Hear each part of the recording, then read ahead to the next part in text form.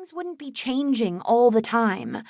So even though I was glad to see Dad, I had been expecting to see Mom, and maybe that started my rotten mood right there.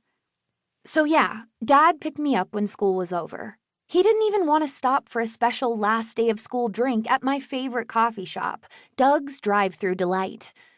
But it's a last day of school tradition, I told him. Every year since kindergarten, Mom has taken me to Doug's on the last day of school, and we get a special drink.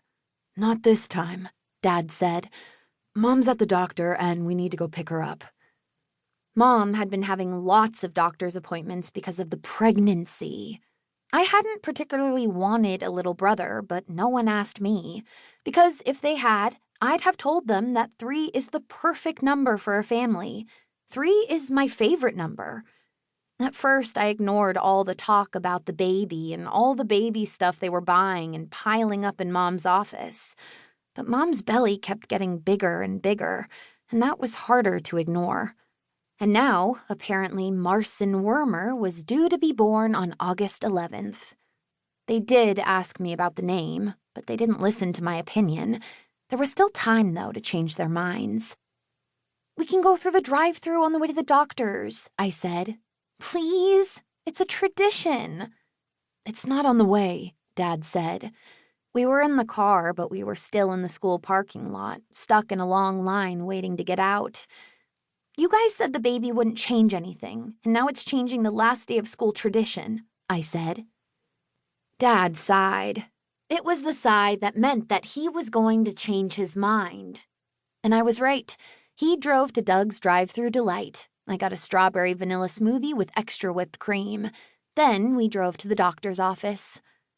Mom's baby doctor's office was in the same building as my pediatrician's. Dad let me wait in the courtyard by the koi pond while he went inside. He could see me the whole time through the window next to the door.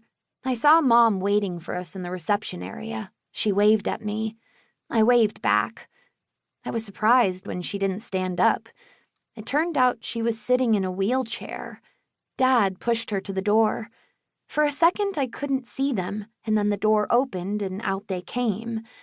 "Hey, baby," Mom said. She looked tired. She had dark marks under her eyes, and her hair was sort of in a bun, but also sort of in a ponytail. "You got a smoothie." "Last day of school tradition," Dad said. I gulped a big slurp of the smoothie. It got stuck for a minute in my throat when I got nervous that maybe Mom would tell Dad that there was no last day of school smoothie tradition. But even though she raised her eyebrows, she didn't say anything about the lie. We walked together back to the car. Well, Mom didn't walk. She rolled. After Dad helped Mom get into the front seat, he went around to the back of the car and put the wheelchair into the trunk. I didn't like knowing that it was back there, coming home with us to our house. I didn't ask about why Mom was in a wheelchair, but it wasn't because I didn't care.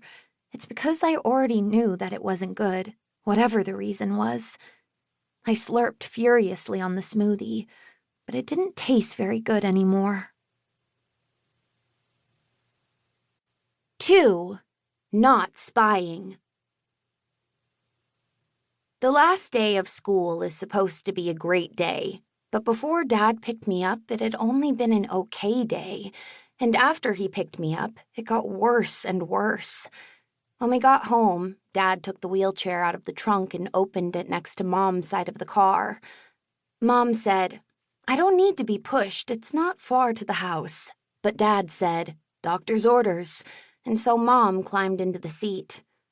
"I want to push her," I said, but Dad wouldn't let me. If you asked me, he was being awfully bossy, telling Mom she had to sit in the wheelchair and telling me I couldn't be the one to push it. There were 3 steps up to the front porch, and Mom had to walk up these. Then Dad got the chair up the stairs, and she sat down again. "Open the door, Harriet," Dad said. He didn't say please, so I just stood there waiting. "Harriet, I'm not in the mood," he said. It was true. He didn't look in the mood, so I opened the door. I didn't even complain very much when he rolled over my foot with one of the wheelchair tires.